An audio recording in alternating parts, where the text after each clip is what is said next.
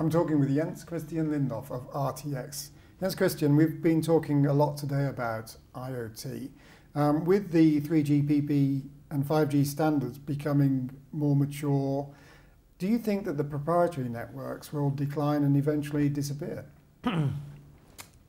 Well, it all depends. Obviously, all this the standardization has a lot of advantages in it, and it will definitely steal a lot of the private and proprietary networks away.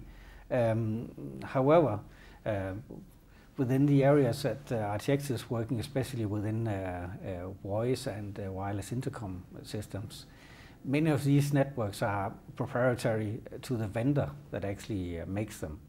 So such networks will stay around at least for quite a while. So you mean they're basically as private networks versus public networks?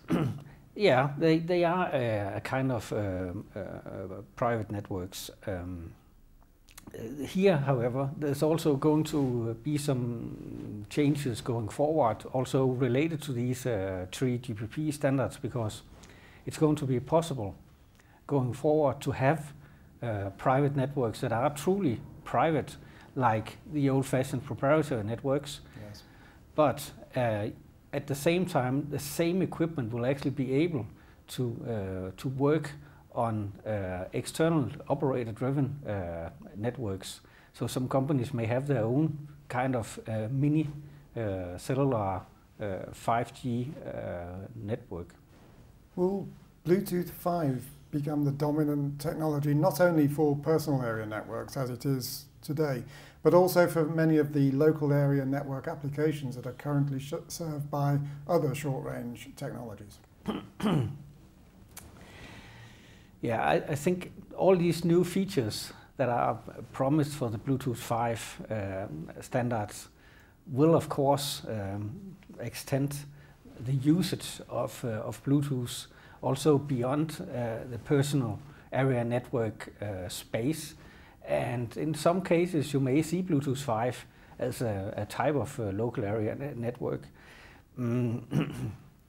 I think, though, it's important to notice that these new features of Bluetooth 5 is not, it's not like some magic thing has happened and Bluetooth is suddenly a long-range, high-capacity network. So yes, we're going to see long-range features in Bluetooth 5, but not at the same time as it has very fast data rates. And we are also going to see some deficiencies that we see today in other local area networks, that sometimes you have problems with, for instance, reflections.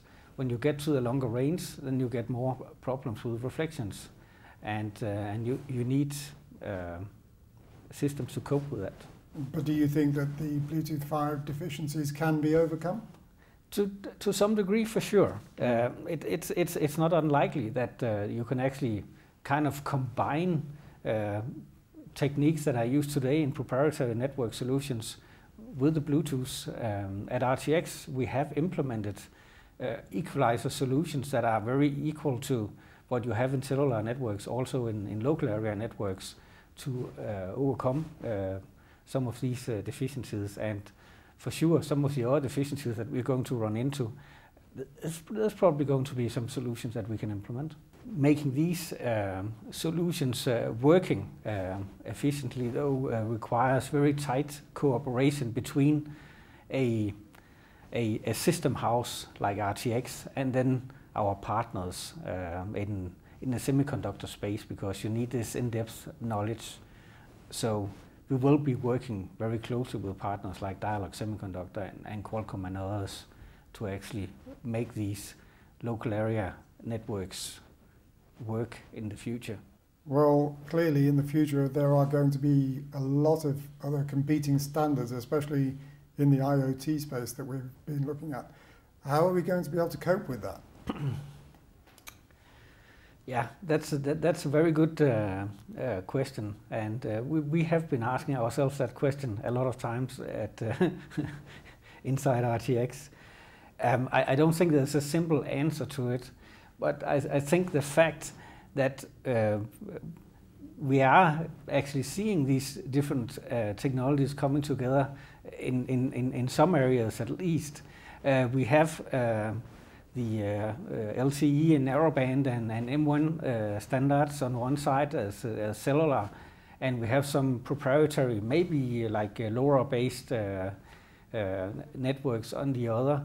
But as long as you use standards like for instance, the MQTT standard to transport data, then actually a lot of these things can work together, especially if you IP terminate the IoT nodes. We have at RTX some experience doing this, yes, and have demoed it 3, 4, 5 years ago, where it was possible just to take one node and replace it with another node, and the transport layer was completely different, but the cloud application couldn't see it because it was an IP terminated node. I suppose a company like RTX can have an opinion on whether these standards are actually useful or not, but then I guess out of responsibility to your customers, you have to have knowledge of and support for all of them. Yeah, sure, absolutely. And it goes all the way from security to just being able to move the data. Yes. Our customers are very diverse, and they have different requirements, and as you say, we have to support them all. And how do you manage the testing process in IoT? Because so many of these devices are so cheap, there's surely not much room for testing. No, maybe I don't fully agree with that. There is a lot of them that are very cheap, yes, and then especially in the future, supporting Industry 4.0 and so on, some of the and healthcare, so like we talked about earlier today, some of those devices are going to be quite costly. So I think the trick here is to be able to support test solutions that are very cheap in one end of the spectrum, and at the other end maybe not expensive, but test solutions that go much more in depth. And I think we have this experience in RTX that for the cheap IoT devices, okay, you normally just test like current consumption, because if you do it cleverly, you can easily see whether the transmitter is actually working and seeing the right antenna, or if the antenna isn't connected. You can see that just on the current consumption. And of course, on the other hand, we have a big test suite called Test Gear that uses Keysight, Rodan Schwarz and Rizzo test equipment, and we can test then everything into whatever detail we need to. And I guess that just because a product is inexpensive doesn't mean that gives it an excuse not to work properly. Absolutely not. I think the consumers will... they'll vote with their feet if the products they will definitely do so. Yeah. And I think we see that also, that big brand names, at least in Europe, have started testing their IoT devices because of consumers voting with their feet, that they were simply too cheap, too cheaply either manufactured or not tested at all.